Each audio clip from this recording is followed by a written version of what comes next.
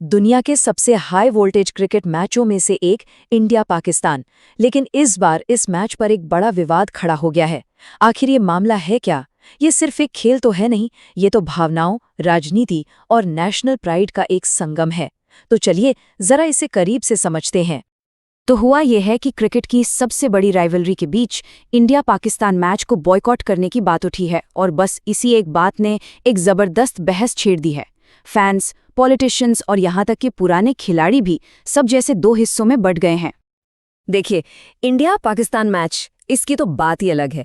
इसकी बराबरी कोई और मैच कर ही नहीं सकता, है ना? ये सिर्फ बैट और बॉल की लड़ाई नहीं है, इसका कल्चरल इम्पैक्ट बहुत गहरा है।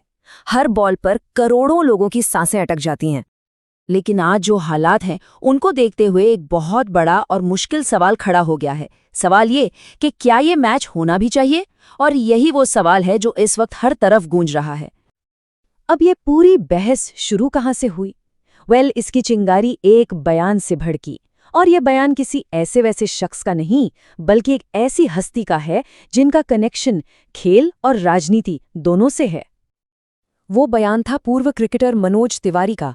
उन्होंने साफ साफ कहा, मैं भारत बनाम पाकिस्तान मैच का बहिष्कार कर रहा हूं। बस इस एक लाइन ने खेल और सियासत दोनों की दुनिया में तहलका मचा दिया।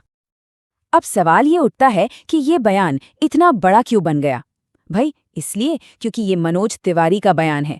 वो सिर्फ एक फॉर्मर इंडियन क्रिकेटर नहीं है, वो आज के समय में स्पोर्ट्स मिनिस्टर भी हैं। और यही बात उनके शब्दों को एक अलग ही वजन देती है, खेल का भी और राजनीति का भी। तो फिर इस बॉयकॉट के पीछे की वजह क्या है? देखिए, वजह काफी गहरी और दर्दनाक है। ये जुड़ी है हाल ही में हुई और पुरानी कुछ त्रासदियों से। मतलब ये तर्क खेल से कहीं ज्यादा बड़ा है।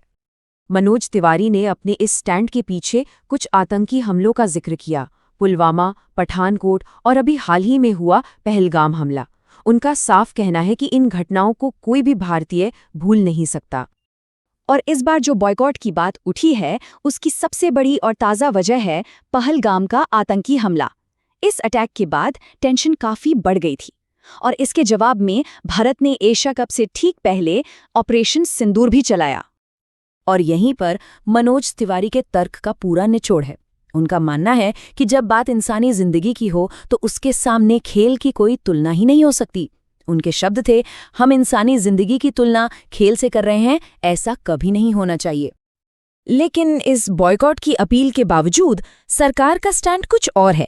सरकार ने इस मल्टीनेशनल टूर्नामेंट में इंडिया को पाकिस्तान के खिलाफ खेलने की मंजूरी दे दी है। तो यहाँ साफ तौर पर मनोज तिवारी के पर्सनल स्टैंड और सरकार के ऑफिशियल फैसले में एक बड़ा फर्क दिखता है। तो घूम फिर कर हम वापस उसी सवाल पर आ जाते हैं जहाँ से हमने ये पूरी बात शुरू की थी। खेल और राजनीति, इनके बीच की लकीर आखिर कहाँ खींची जाए, इसका कोई सीधा या आसान जवाब नहीं है। और शायद ये बहस हमेशा चलती ही रहेगी। पर सोचने वाली बात तो है ना।